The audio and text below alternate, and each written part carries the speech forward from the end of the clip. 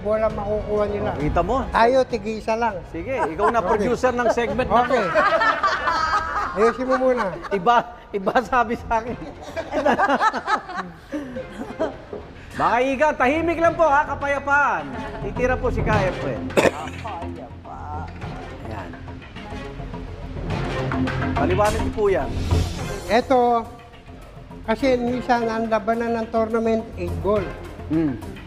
Kaya kailangan, ang mahulog mo, 8 ball. Eh, ang layo Ando na. Pero dapat mauna rin yung mga 1 to 15 din. Okay, Yun ang bago mag-8 mauna. ball, Pero okay. ito, walo paulugin dito sa side.